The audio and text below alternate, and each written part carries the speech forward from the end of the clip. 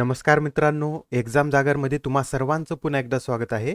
तर मित्रांनो, या आधीच्या सत्रामध्ये मी तुम्हाला एक प्रश्न विचारला होता आणि प्रश्न काय होता? तर FIBA महिला बास्केटबॉल विश्वचषक स्पर्धेचे विजेतेपद कोणी पटकावले आहे? आणि या प्रश्नाचं योग्य उत्तर आहे पर्याय क्रमांक 3 म्हणजे अमेरिका या देशाने FIBA महिला बास्केटबॉल विश्वचषक स्पर्धेचे विजेतेपद पटकावलेलं आहे. आणि यामध्ये अंतिम सामन्यामध्ये अमेरिकेने चीन या देशाला हरवून ही स्पर्धा जिंकलेली आहे. आणि आता सलग अमेरिकेने चौथ्यांदा ही स्पर्धा जिंकलेली आहे. आणि या बास्केटबॉल विश्वचषकातील सर्वाधिक यशस्वी संघ कोणता आहे? तर अमेरिका आहे. अमेरिकेने आतापर्यंत ही स्पर्धा 11 वेळा जिंकलेली आहे. तर आता आजच्या सत्रातील पहिला प्रश्न पहा. आता या प्रश्नामध्ये आपल्याला काय विचारलेलं आहे? तर अंतराळात पोहोचणारी पहिली मूळ अमेरिकन महिला अंतराळवीर कोण ठरली आहे? आता पहा, अमेरिकेच्या बऱ्याच महिला या अंतराळात गेलेल्या आहेत, पण या प्रश्नामध्ये काय विचारलेलं आहे आपल्याला? तर पहिली मूळ अमेरिकन महिला. तर आता या प्रश्नाचे योग्य उत्तर आहे पर्याय क्रमांक 1 म्हणजे निकोल एना पुमान या अंतराळात पोहोचणाऱ्या पहिल्या मूळ अमेरिकन महिला अंतराळवीर ठरलेल्या आहेत. आणि आता नुकतेच नासाच्या क्रू 5 मिशन अंतर्गत 4 अंतराळवीरांना स्पेसएक्सद्वारे आंतरराष्ट्रीय अंतराळ स्थानकावर पाठवण्यात आलेलं आहे. आणि या मिशनमध्ये जे 4 अंतराळवीर आहेत त्यापैकी 2 अमेरिकन, 1 जपानी आणि 1 रशियन अंतराळवीर आहे. आणि आता स्पेसएक्सद्वारे प्रथमच रशियन अंतराळवीराला त्यांच्या प्रक्षेपण वाहनातून अंतराळात पाठवण्यात आलेलं आहे. हे पॉइंट सुद्धा नोट करून घ्या. आणि यामध्ये कोणत्या रॉकेटचा वापर करण्यात आला होता? तर फाल्कन 9 या रॉकेटचा यामध्ये वापर करण्यात आला होता. आणि आता हे जे प्रक्षेपण आहे हे प्रक्षेपण नासा आणि रशियन स्पेस एजन्सी रोकोस्मॉस यांच्यातील एक्सचेंज डील अंतर्गत करण्यात आलेला आहे. तर आता प्रश्न क्रमांक 2 पहा. आता नुकतेच अरुणाचल प्रदेशचे राज्यपाल BD मिश्रा यांच्याकडे कोणत्या राज्याच्या राज्यपाल पदाचा अतिरिक्त कार्यभार सोपविण्यात आला आहे? तर नुकताच आता BD मिश्रा यांच्याकडे मेघालय या राज्याचा अतिरिक्त कार्यभार सोपवण्यात आलेला आहे. आणि मेघालय राज्याचे या आधीचे राज्यपाल कोण होते? तर सत्यपाल मलिक हे याआधी मेघालय राज्याचे राज्यपाल होते. आणि नुकताच आता त्यांचा कार्यकाळ संपल्यानंतर BD मिश्रा यांच्याकडे मेघालय राज्याच्या राज्यपाल पदाचा अतिरिक्त कार्यभार सोपवण्यात आलेला आहे. आणि आता हे जे BD मिश्रा आहेत हे 2017 पासून अरुणाचल प्रदेशचे राज्यपाल आहेत. आणि आता इथे आपण मेघालय राज्याविषयी बोलत आहोत, तर याविषयी हे सुद्धा लक्षात राहू द्या. तर पहा, तुम्हाला आता इथं मेघालय मॅपमध्ये दिसत असेल, मेघालय या राज्याशी आसाम या एकाच राज्याची सीमा संलग्न आहे. आणि त्याचप्रमाणे बांगलादेशची सीमा सुद्धा मेघालय या राज्याशी संलग्न आहे. आणि या मेघालय राज्याची स्थापना कधी करण्यात आलेली आहे? तर 1972 मध्ये याची स्थापना करण्यात आलेली आहे. आणि स्थापनेनुसार हे 21वं राज्य आहे. आणि पहा, 1972 मध्ये एकूण 3 राज्याची स्थापना करण्यात आलेली आहे. त्यापैकी पहिलं कोणतं आहे? तर मणिपूर, दुसरं आहे त्रिपुरा आणि तिसरं आहे मेघालय. आणि यांच्या स्थापनेनुसार क्रम लक्षात ठेवायचा असेल तर मणिपूर हे 19वं राज्य आहे, त्रिपुरा हे 20वं राज्य आहे आणि मेघालय हे 21वं राज्य आहे. हे सुद्धा लक्षात राहू द्या, एक्झाम मध्ये यावर बऱ्याच वेळा प्रश्न विचारण्यात आलेला आहे. आणि तसेच मेघालयची राजधानी काय आहे? तर शिलाँग ही मेघालयची राजधानी आहे. आणि आताच आपण पाहिलेलं आहे मेघालयचे राज्यपाल आता ब्रिगेडियर BD मिश्रा हे आहेत. आणि मेघालयचे मुख्यमंत्री कोण आहेत? तर कॉनरॅड संगमा हे मेघालयचे मुख्यमंत्री आहेत. आणि मेघालय या राज्यामध्ये 2च नॅशनल पार्क आहेत. आणि ते कोणते? तर बालपक्रम नॅशनल पार्क आणि नोक्रेक नॅशनल पार्क हे मेघालय या राज्यामध्ये स्थित आहेत. तर आता नेक्स्ट क्वेश्चन पहा. आता नुकतेच साहित्याचे नोबेल ॲनी ॲर्नो यांना जाहीर झालेला आहे. आणि या प्रश्नामध्ये आपल्याला काय विचारलेलं आहे? तर साहित्याचे नोबेल पारितोषिक मिळवणाऱ्या ॲनी ॲर्नो या फ्रान्सच्या कितव्या महिला आहेत? तर आता साहित्याचे नोबेल पारितोषिक मिळवणाऱ्या ॲनी ॲर्नो या फ्रान्सच्या पहिल्याच महिला आहेत. आणि एकूण फ्रान्सच्या कितव्या व्यक्ती आहेत त्या? तर एकूण त्या फ्रान्सच्या 16व्या व्यक्ती आहेत. आणि तसेच साहित्यामध्ये नोबेल मिळवणाऱ्या त्या कितव्या महिला आहेत? तर 17व्या महिला आहेत. म्हणजेच आतापर्यंत त्यांच्याशिवाय एकूण 16 महिलांना साहित्याचे नोबेल पारितोषिक देण्यात आलेले आहेत. आणि आता त्या हा पुरस्कार मिळवणाऱ्या 17व्या महिला आहेत. आणि त्यांना हा पुरस्कार कशासाठी देण्यात येत आहे? तर व्यक्तिगत स्मरणशक्तीचे मूळ, त्यातील विसंगती आणि सामूहिक प्रतिबंध उलगडण्यासाठी दाखविलेले धैर्य आणि चिकित्सक वृत्ती यासाठी त्यांना हा पुरस्कार जाहीर झालेला आहे. आणि आता त्यांच्याविषयी आपण थोडक्यात माहिती पाहूया. तर पहा, ॲनी ॲर्नो यांचा जन्म 1 सप्टेंबर 1940 रोजी फ्रान्समधील लिलेबोन येथे झालेला आहे. आणि आता त्यांचं सध्या वय किती आहे? तर त्या सध्या 82 वर्षाचे आहेत. आणि त्यांचं जे साहित्यिक लेखन आहे ते आत्मचरित्रात्मक तसेच समाजशास्त्रावर आधारित आहे. आणि त्यांची पहिली आत्मचरित्रात्मक कादंबरी 1974 मध्ये प्रकाशित झाली होती आणि त्याचं नाव काय होतं तर लेस आर्मोइरेस वाईड्स असं त्याचं नाव होतं आणि याचा इंग्लिशमध्ये अनुवाद काय आहे तर क्लीन आउट असा याचा इंग्लिशमधील अनुवाद आहे. आणि तसेच त्यांचं अजून एक पुस्तक लक्षात राहू द्या तर ते कोणतं तर द इयर्स. आता हे जे पुस्तक आहे या पुस्तकाला 2019 मध्ये आंतरराष्ट्रीय बुकर पुरस्कारासाठी सुद्धा नामांकन मिळालं होतं. त्यासाठी हे पुस्तक सुद्धा महत्वाचं आहे आणि दोन्ही पुस्तक लक्षात राहू द्या कोणकोणते तर क्लीन आउट आणि द इयर्स हे त्यांचे पुस्तक आहेत आणि त्यांनी आतापर्यंत 20 पेक्षा जास्त पुस्तके लिहिलेली आहेत. आणि याबरोबरच साहित्याच्या नोबेल संबंधित इतर फॅक्ट सुद्धा नोट करून घ्या. तर पहा साहित्याचे नोबेल मिळवणाऱ्या पहिल्या महिला कोण आहेत तर सेल्मा लेगरलोफ या पहिल्या महिला आहेत. यांना 1909 मध्ये साहित्यातील नोबेल पुरस्कार देण्यात आला होता आणि तसेच साहित्यातील नोबेल पुरस्कार आतापर्यंत 7 वेळा देण्यात आलेला नाही. आणि 2021 साठीचा साहित्यातील नोबेल पुरस्कार कोणाला देण्यात आलेला आहे तर अब्दुल रजाक गुरनाह यांना देण्यात आलेला आहे. तर आता प्रश्न क्रमांक 14 पहा. जागतिक अंतराळ सप्ताह कधी साजरा केला जातो तर दरवर्षी जागतिक अंतराळ सप्ताह हा 4 ते 10 ऑक्टोबर रोजी साजरा केला जातो. आणि हा जो सप्ताह आहे हा 4 ते 10 ऑक्टोबर रोजीच का साजरा केला जातो तर 4 ऑक्टोबर 1957 रोजी पहिला मानवनिर्मित पृथ्वी उपग्रह स्पुतनिक 1 चे प्रक्षेपण करण्यात आले होते आणि 10 ऑक्टोबर 1967 रोजी बाह्य अवकाश करारावर स्वाक्षरी करण्यात आली होती. तर या दोन्ही घटनांच्या स्मरणार्थ 4 ऑक्टोबर ते 10 ऑक्टोबर दरम्यान जागतिक अंतराळ सप्ताह साजरा केला जातो. आणि हा सप्ताह साजरा करण्याची घोषणा संयुक्त राष्ट्र महासभेने 6 डिसेंबर 1999 रोजी केली होती. आणि यावेळेसच्या या जागतिक अंतराळ सप्ताहाची थीम काय आहे तर स्पेस अँड सस्टेनेबिलिटी अशी यावेळेसची याची थीम आहे. तर आता नेक्स्ट क्वेश्चन पहा.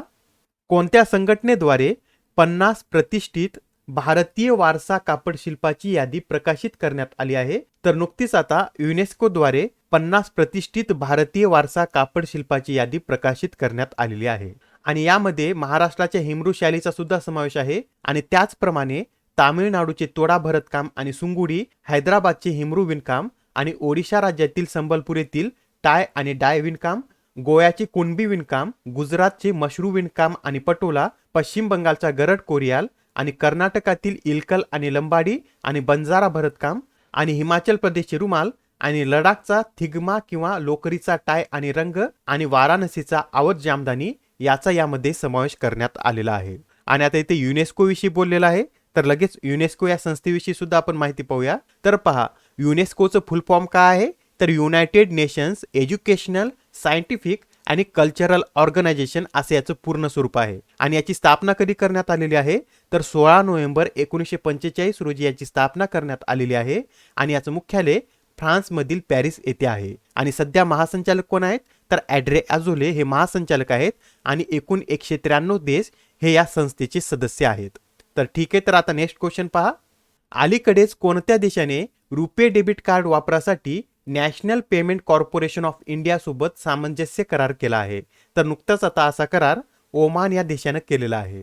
आणि याबरोबर हे सुद्धा लक्षात राहू द्या भारताची UPI प्रणाली स्वीकारणारा पहिला देश कोणता आहे तर नेपाळ आहे. तसेच भीम UPI QR कोड वापरास मान्यता देणारा पहिला देश कोणता आहे तर भूतान आहे. आणि व्यापारी स्थानकावर भीम UPI स्वीकारणारा पहिला देश कोणता आहे तर सिंगापूर हा देश आहे. आणि याबरोबरच ओमान मॅपमध्ये पहा कुठे आहे तर तुम्हाला आता इथे ओमान हा देश दिसत असेल आणि ओमान या देशाची सीमा UAE, सौदी अरेबिया आणि येमेन या देशाशी लागून आहे.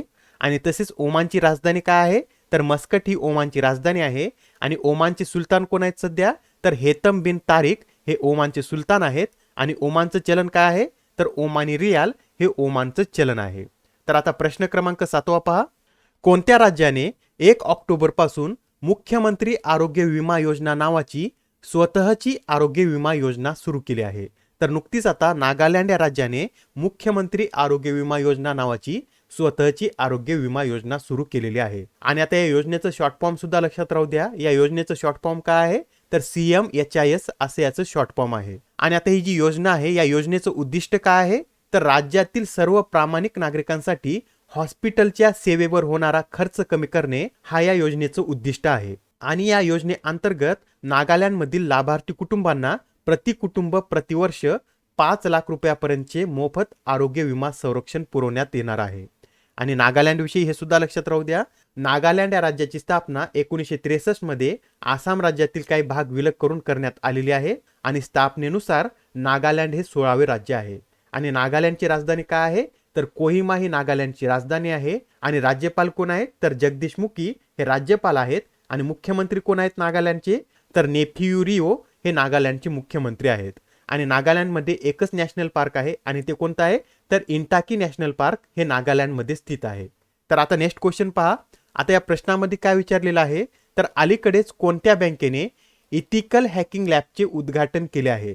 तर नुकतेच आता इथिकल हॅकिंग लॅबचे उद्घाटन युनियन बँकेने केलेलं आहे. आणि आता ही जी इथिकल हॅकिंग लॅब आहे याचे उद्घाटन कोणत्या शहरामध्ये करण्यात आलेलं आहे, तर हैदराबादमधील cyber security centre of excellence येथे या इथिकल हॅकिंग लॅबचे उद्घाटन करण्यात आलेलं आहे.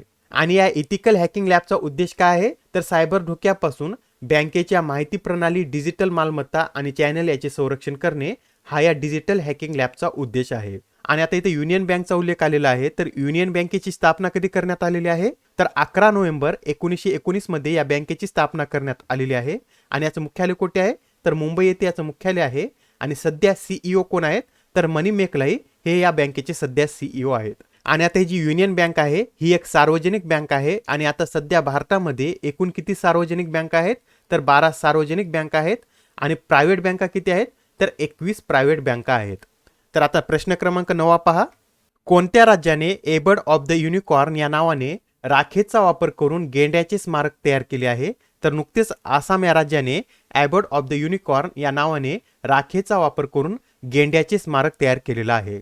आणि आता हे जे स्मारक आहे कशा पद्धतीने तयार करण्यात आलेलं आहे, तर अवैध व्यापाऱ्याकडून संवर्धन अधिकाऱ्यांनी गोळा केलेल्या सुमारे 2500 गेंड्याच्या शिंगाला जाळून या राखेपासून हे एबर्ड ऑफ द युनिकॉर्न या नावाने हे स्मारक तयार करण्यात आलेलं आहे. आणि आता हे जे स्मारक आहे याचं लोकार्पण कोठे करण्यात आलेलं आहे, तर काझीरंगा नॅशनल पार्क मध्ये याचं लोकार्पण करण्यात आलेलं आहे. आणि या राखेपासून एकूण किती पुतळे तयार करण्यात आलेले आहेत, तर 3 पुतळे यापासून तयार करण्यात आलेले आहेत.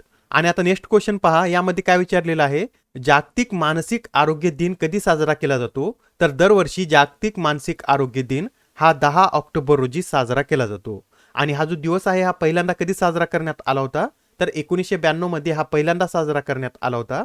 आणि यावेळेस या दिवसाची थीम काय आहे, तर make mental health and well being for all a global priority अशी यावेळेसच्या या दिवसाची थीम आहे. आणि याबरोबरच हे सुद्धा नोट करून घ्या, रोष हाशनाह हा सण कोणत्या समाजाद्वारे साजरा केला जातो, तर हा सण ज्यू या समाजाद्वारे साजरा केला जातो. आणि हा जो सण आहे हा ज्यू समाजातील नवीन वर्षाचे प्रतीक आहे. आणि तसेच राष्ट्रपती द्रौपदी मुर्मू यांनी कोणत्या शहरात इंटिग्रेटेड क्रायोजेनिक इंजिन मॅन्युफॅक्चरिंग फॅसिलिटीचे उद्घाटन केले आहे, तर नुकतेच आता राष्ट्रपती द्रौपदी मुर्मू यांनी इंटिग्रेटेड क्रायोजेनिक इंजिन मॅन्युफॅक्चरिंग फॅसिलिटीचे उद्घाटन बँगलोर या शहरामध्ये केलेलं आहे.